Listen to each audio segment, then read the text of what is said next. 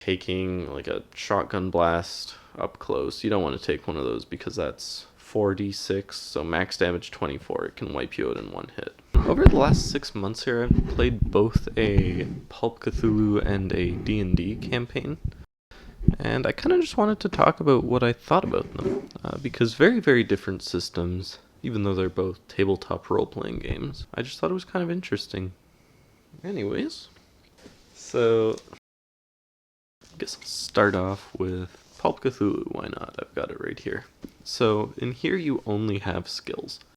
Your character does get an archetype, but really that just gives you some more skill points. And that's really what you've got. You can upgrade them as the game goes on, but that's it. You progress solely through upgrading your skill levels as well as getting new equipment.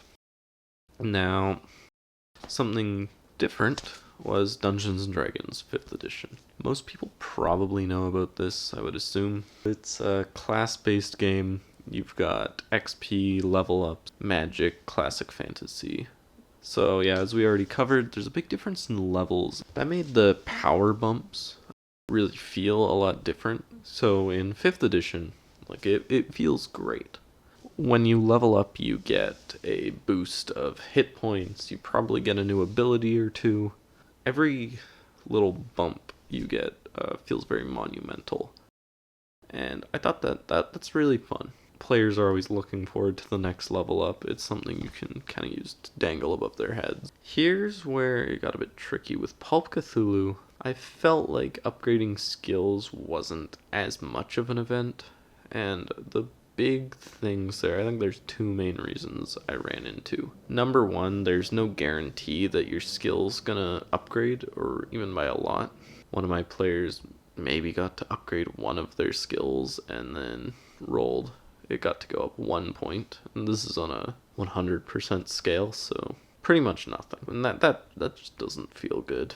And the other issue that I ran into was at a certain point, once we got to the later stages, a lot of my player characters, they had their skills at or above 100%. So that meant they're going to be succeeding most rolls, even the harder difficulty ones.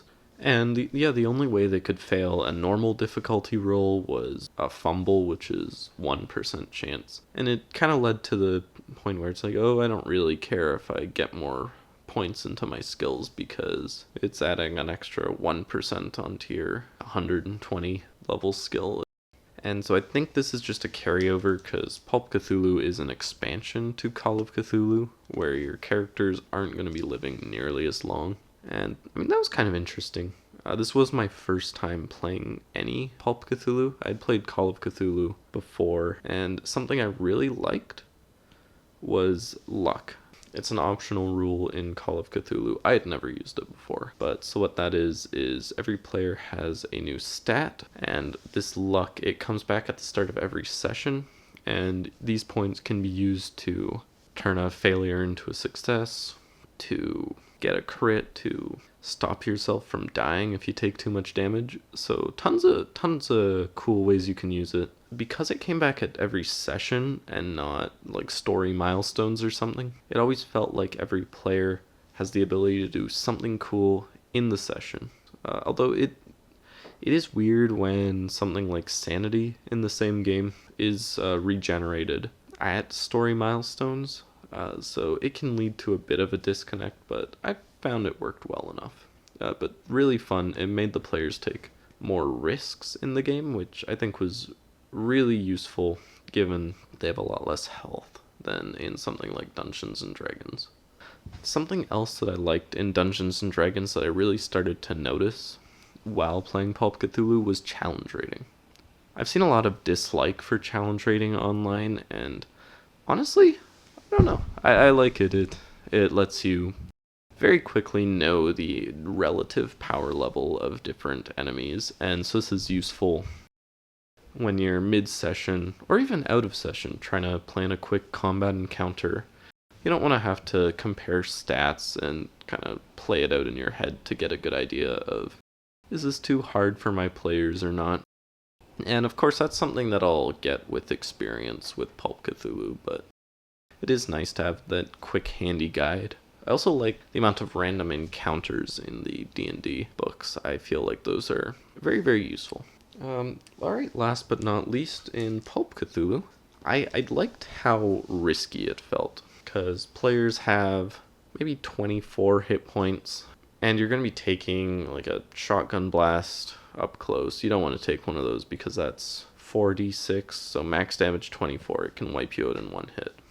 So I like that, and it does mean players are a bit more scared to do things, but I also felt like that them being scared of approaching situations can lead to some more creative solutions here. Where in Dungeons and Dragons, after a certain point, your players will know, oh, there's an orc there. I'm 5th level.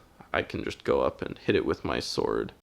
If I don't kill it, I'll just keep hitting it until it dies, and that can start to get a bit grating as you get on and on into a longer campaign. Alright, that's kind of all I had in comparing the two. And I just wanted to wrap up with some general campaign thoughts. One thing I wished I did differently in Pulp Cthulhu specifically was I should have taken the opportunity to be a bit meaner. As I think I was too nice. I saw an enemy that does 8d6 damage, so that's an average of 28 on a hit, if I remember correctly. And with 24, you're wiping them out in one hit. They're dead. And I used that attack once, but I kind of tried to stay away from it, and I think it would have added more tension if, in situations like that, I was meaner than I would be otherwise. I mean, this is fairly obvious, but this was my first time doing any looking for group games. I mean, just the people that you play with obviously make a big difference. Something I did find in Call of Cthulhu was it took a little bit for people to get out of the Dungeons and Dragons mindset. And of course, I think that's just, it's the dominant game at the time. People are coming in only having played that. But once we got rolling, it was a lot of fun. Lastly, I loved using miniatures. I used miniatures in both games, and this was the first time I had ever painted miniatures for a game. I always like to have some sort of board set up. And so Dungeons and Dragons, I think it's almost necessary to have a board. There are people that do Theater of the Mind, but I find it really hard to keep track, especially as a player. As a dungeon master, you have a lot more information. So we ended it off with a young dragon fight. Tons of fun.